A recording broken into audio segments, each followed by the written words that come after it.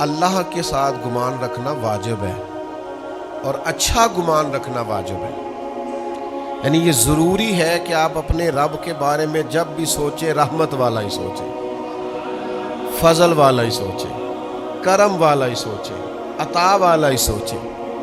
آپ کی سوچیں رحمت باری تعالیٰ کی طرف جب بھی بڑھیں تو آپ کا یہی خیال ہو کہ میرے اوپر کرم کی برکھا برسے.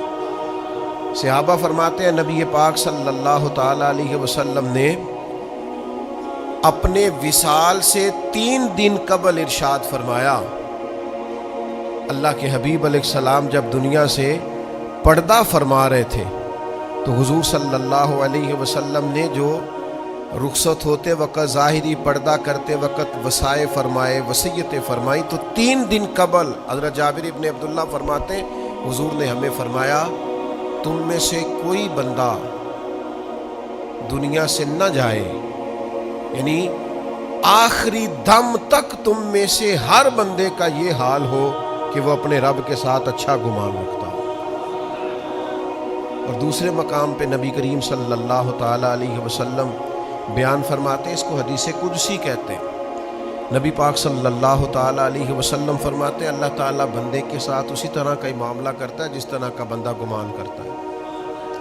اس لیے جب سوچوں میں مایوسیاں ہوتی ہیں نا تو پھر ڈرنا چاہیے کہ میری سوچ ہی مایوسی کی ہے. درویش کے پاس ایک شخص نے جا کے کہا تھا میرا خیرات کرنے کو بڑا دل کرتا ہے پر میرے پاس وسعت نہیں ہے. تو فقیر کہنے لگے تو خرچ کرنے کا ارادہ تو کر، رب طاقت بھی عطا کرے گا. اللہ کے ساتھ آپ جس طرح کا گمان کرتے ہیں، کچھ لوگ ایسے ہیں زندگی مسکین بھر کے گزارنا چاہتے ہیں، ہر وقت دکھ ہی دکھ، پریشانی پریشانی، حالات بڑے خراب. بس جی کیا بتاؤں جی، میں قدم آگے کرتا ہوں میرا قدم پیچھے جاتا ہے، محنت بڑی کرتا ہوں پھر بھی حالات ٹھیک نہیں ہوتے.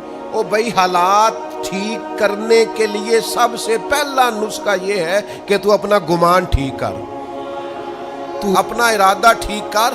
وہ تو بڑا ہی کریم ہے، اس کی طرف تو جو چل کے جاتا ہے اس کی رحمت دوڑ کے اس کا استقبال کرتی ہے. اچھا گمان، اچھی سوچے، رب جب بھی کرے گا فضل والا معاملہ ہی کرے گا، رحمت والا معاملہ ہی کرے گا.